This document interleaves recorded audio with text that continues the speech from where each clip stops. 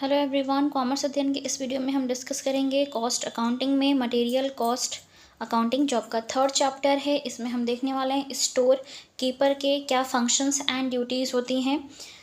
ठीक है, तो देखते हैं क्या चीज़ें हैं।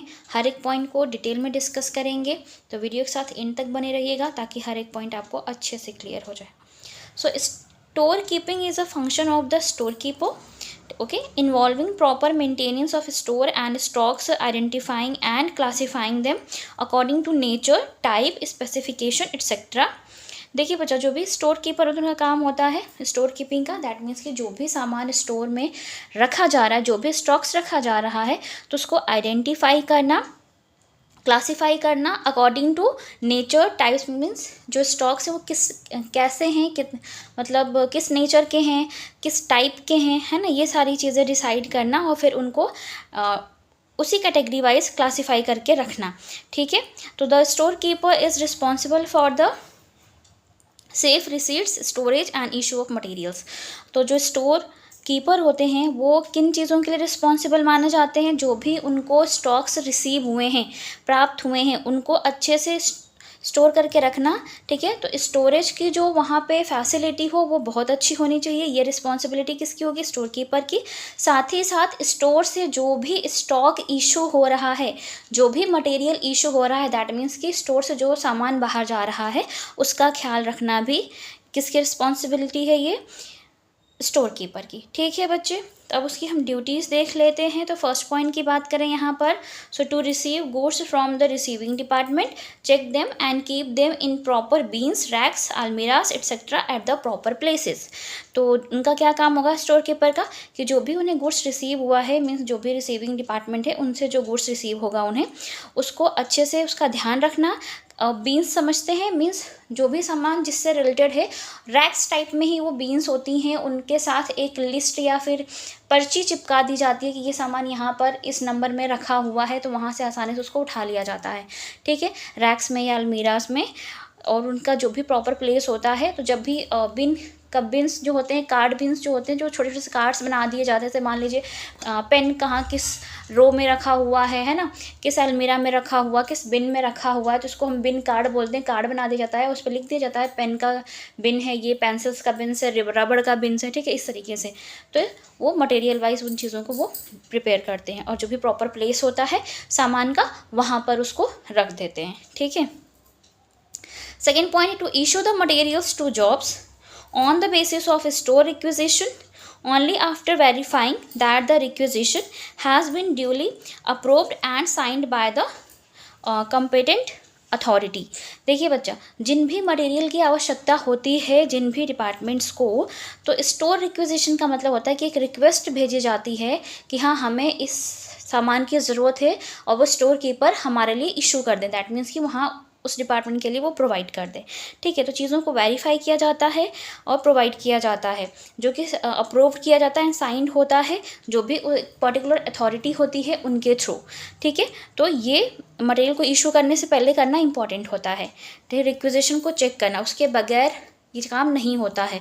तो बाकायदा साइंड होना चाहिए, जो भी अथॉरिटी रिस्पॉन्सिबल है वो साइन करके देगी, तभी उतना उस क्वांटिटी का मटेरियल स्टोर हाउस से स्टोर कीपर इशू करता है, जहाँ भी जिस भी जॉब के लिए उस मटेरियल की रिक्वायरमेंट होती है।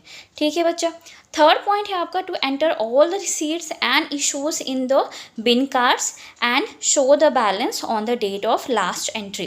देखिए यहाँ पर हर एक रिसीट्स के अकॉर्डिंग कितना सामान कहाँ से रिसीव हुआ, साथ ही साथ स्टोर से कितना सामान बाहर गया, मीन्स इशू किया गया, तो उन बिन कार्ड्स के थ्रू क्या होता है, उनको शो किया जाता है, उसकी एंट्री की जाती है। साथ ही साथ ये भी एंट्री की जाती है कि कितना मटेरियल स्टोर हाउस में बचा हुआ है। ठीक है, दैट मीन्स कि कौन कौन सी एंट्री पास आउट होगी, कितना सामान कहाँ से रिसीव हुआ, पहले तो ये कि स्टोर में कहाँ से कितना सामान किस क्वांटिटी में आया है उसकी एंट्री, साथ ही साथ कितना सामान इशू किया गया, दैट मीन्स कि स्टोर हाउस से बाहर गया है। ठीक है, और उसके बाद ये देने के बाद भी कितना स्टोर हाउस में मटेरियल बचा हुआ है, इसकी एंट्री भी की जाती है। ठीक है, और बिन कार्ड्स बहुत ज़्यादा इंपॉर्टेंट रोल प्ले करते हैं यहाँ पर। नेक्स्ट पॉइंट देखेंगे, फोर्थ पॉइंट देखते हैं, to check the ordering points of different materials under his charge and prepare the purchase requisition for submission to purchase department. देखिए बच्चा, ऑर्डरिंग पॉइंट्स का यहाँ पर मतलब है जो भी डिफरेंट मटेरियल्स हैं, कितना क्वांटिटी में आपको ऑर्डर करना, तो उन ऑर्डरिंग पॉइंट्स को चेक करना, ठीक है, और प्रिपेयर करना परचेज रिक्वेजिशन। परचेज रिक्वेस्ट होती है कि वो रिक्वेस्ट करते हैं कि हमें इतना सामान चाहिए, है ना, परचेज करना है, और फिर इस परचेज रिक्वेजिशन को क्या किया जाता है, सबमिट किया जाता है परचेज डिपार्टमेंट को, ताकि आसानी से सामान को परचेज किया जा सके बच्चे, ठीक है। तो ये ड्यूटी भी किसकी है, आपके स्टोर कीपर की है। फिफ्थ पॉइंट है, to take preventive action against deterioration, evaporation, absorption of moisture, fire and theft, and thus maintain and preserve the material during storage। देखिए बच्चा, जो भी सामान स्टोर हाउस में रखा होता है ना, वो तो उसको प्रिवेंट करना, उसकी रक्षा करना ज़रूरी होता है। किन कारणों से उसकी रक्षा करना, देखिए कभी कभी क्या होता है, कुछ सामान ना भाप बन करके उड़ जाता है, कभी चोरी हो जाता है, कभी आग लग जाती है ना। तो इस तरीके से क्या होता है कि वो सामान नष्ट हो जाता है। कुछ मटेरियल इसी टाइप के होते हैं कि इस वजह से क्या हो जाते हैं, नष्ट होते हैं, ख़त्म हो जाते हैं। तो उसके लिए प्रॉपर प्रिवेंशन प्रोवाइड करना, प्रिवेंट करना, उसकी रक्षा करना, सारी चीज़ों की रोकथाम करना कि वो चोरी ना हो, आग ना लग सके, इस तरीके से। तो ये किसका काम है, स्टोर कीपर का, ठीक है। तो जब भी उसको मटेरियल को स्टोर करके रखा जाए, तो वहाँ पर इन चीज़ों को ध्यान देना भी किसकी ड्यूटी बनती है, आपके स्टोर कीपर की। नेक्स्ट पॉइंट की अगर हम बात करें बच्चे, तो वो है आपका यहाँ पे 6 पॉइंट है, to assist and fully cooperate in physical stock checking of inventories and to point out to the management the slow moving and non moving materials। देखिए बच्चा, मटेरियल्स का slow moving and non moving materials का यहाँ पे मतलब है, slow moving material जो कि धीरे धीरे से ख़त्म होते हैं, नॉन मूविंग का मतलब होता है कि वो इधर से उधर अपने से नहीं हो सकते, ठीक है। तो उसको एसेस करना, साथ में कोऑपरेट करना, फिजिकल फॉर्म में जो भी स्टॉक्स रखे हुए हैं उनको टाइम टू टाइम चेक करना, इन्वेंट्रीज के साथ मैच करना, ये किसका होता है काम, जो भी आपके स्टोर कीपर होता है उनका काम होता है। एंड देन मैनेजमेंट के लिए भी इंपॉर्टेंट रोल प्ले करते हैं ताकि उनको ज़्यादा हेल्प हो सके, ओके। तो ये पॉइंट ध्यान रखें, to assist the fully cooperate in physical stock, checking of inventories and to point out to the management the slow moving and non moving materials. इसके क्या करता है मैनेजमेंट के लिए, slow moving and non moving materials के identify करना या point out करना। 7th पॉइंट है, to receive back the return, जो आपके रिटर्न मटेरियल्स हैं फ्रॉम द वर्क्स। तो जैसे मान लीजिए कुछ सामान जहाँ पर भी काम चल रहा है वहाँ पर भेजा गया था, वहाँ पे कुछ अगर मटेरियल बच जाता है तो वापस से स्टोर कीपर को रिसीव होता है, तो इसकी रिस्पॉन्सिबिलिटी किसकी बनती है, स्टोर कीपर की बनती है कि उसको उन रिटर्न गुड्स को एक्सेप्ट करे, रिसीव करे और फिर उसको स्टोर हाउस में स्टोर करके रखे।